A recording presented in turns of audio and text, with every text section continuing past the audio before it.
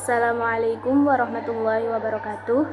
Perkenalkan, nama saya Khadal Labibah, NIM 2502041100048 dari kelas IAT B. Nomor absen nomor 13. Dosen pengampu Dr. A. Samsul Ma'arif, MPD. Di sini saya akan menjelaskan tentang perkembangan hukum Islam pada masa Khulafaur Rasyidin secara historis dan analitis.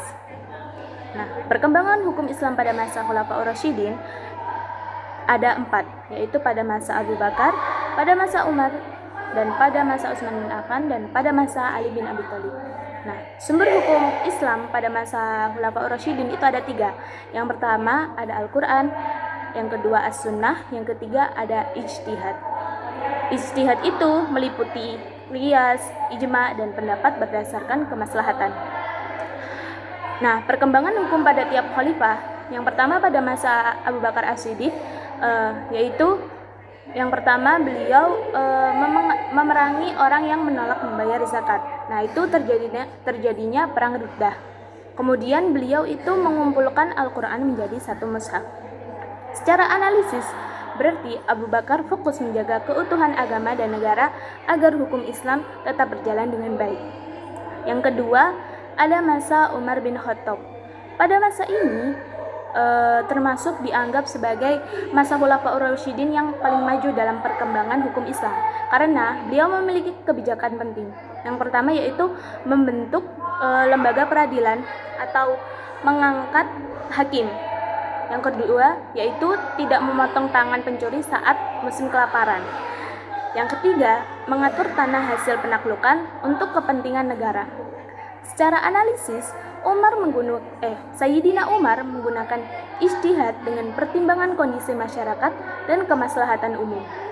Yang kedua, pada masa Utsman bin Affan yaitu masa perkembangan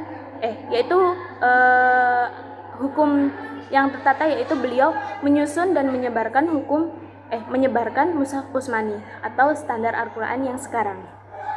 Secara analisis, beliau menggunakan langkah dalam menjaga kesatuan umat dan menjadi dasar keseragaman hukum Islam. Yang ketiga yaitu pada masa Ali bin Abi Thalib. Yang keempat, yang terakhir yaitu pada masa Ali bin Abi Thalib. Nah, pada masa ini Ali bin Abi Thalib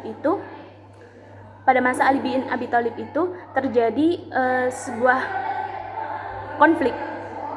Di antaranya itu ada perang Jamal, perang Siffin, terus ada pemberontakan dari kaum Khawarij. Nah, secara analisis pada masa itu munculnya pembahasan hukum tentang politik, kepemimpinan, dan pemberontakan dalam Islam. Nah, dari penjelasan yang tadi bisa dicirikan bahwa perkembangan hukum Islam pada masa Khulafaur Rasyidin itu yang pertama yaitu bersifat dinamis. Jadi hukum Islam itu dapat menyesuaikan dengan keadaan masyarakat. Yang kedua, mulai berkembangnya ijtihad, adanya ijtihad para ulama. Jadi para sahabat itu tidak hanya berpegang pada teks Al-Quran, tapi beliau juga mempertimbangkan tujuan hukum. Yang ketiga, munculnya lembaga peradilan.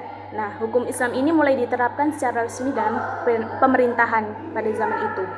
Yang keempat, menjadi dasar ilmu fikih. Nah, metode hukum pada masa itu menjadi dasar perkembangan mazhab fikih pada masa berikutnya. Kesimpulannya, secara historis pada masa Khulafaur Rasyidin adalah masa pembentukan dasar hukum Islam setelah wafatnya Nabi. Atau secara analitis bisa disimpulkan bahwa hukum Islam berkembang melalui ijtihad. Yang kedua, disesuaikan dengan kebutuhan masyarakat. Yang ketiga, mulai menjadi sistem hukum negara. Nah, pada masa Khulafaur Rasyidin ini menjadi fondasi penting bagi perkembangan fikih dan hukum Islam pada periode selanjutnya. Mungkin itu saja yang bisa saya sampaikan tentang perkembangan hukum Islam pada masa Khulafaur Rasyidin secara historis dan analitis. Kurang lebihnya mohon maaf. Sekian dari saya.